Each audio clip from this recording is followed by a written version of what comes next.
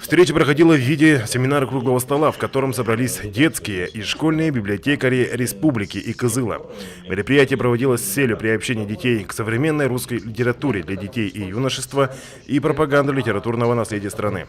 Вы знаете, бывает по-разному. В основном писатели, конечно, про нас уже знают и стараются участвовать. Нам очень важны юные читатели, чтобы как можно больше читали произведений на нашем сайте. Нам очень важны библиотекари, потому что это такая наша главная движущая сила. Библиотекари, большие энтузиасты, они, естественно, занимаются тем, чтобы соединить писателей и читателей. Мы занимаемся тем же самым. У нас общие дела, общая цель. Премия «Книгу.ру» – самая крупная и влиятельная российская награда, которая присуждается в области подростковой литературы.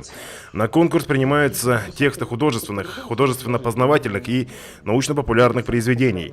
Лауреатами конкурса в прошлые годы становились люди самых разных профессий, в числе которых и физики, и кандидаты наук, и журналисты, и даже работник зоопарка, а нынче уже детский писатель Станислав Востоков, который состоит в команде организаторов.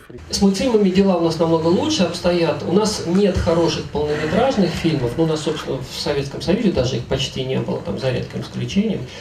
Но есть зато замечательные просто небольшие мультфильмы, которые можно увидеть, правда, только на фестивалях.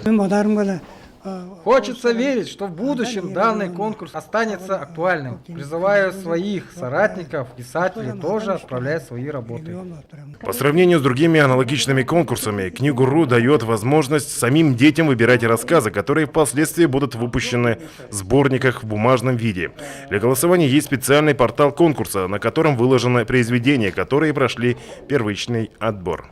Понимаете, жанр может быть любой, стиль изложения любой. Главное, чтобы отвечал на актуальные вопросы. И сами подростки выбирают как раз наиболее актуальные книги, наиболее жесткие, может быть, книги, которые их готовят к будущей жизни. Организаторы проводят подобные встречи во многих городах России. Кызыл – 63-й город, который они посетили. И надеются, что в ближайшем будущем среди лауреатов прозвучат имена и тувинских писателей. Рес Мангуш, Буян Аюн, Новый век.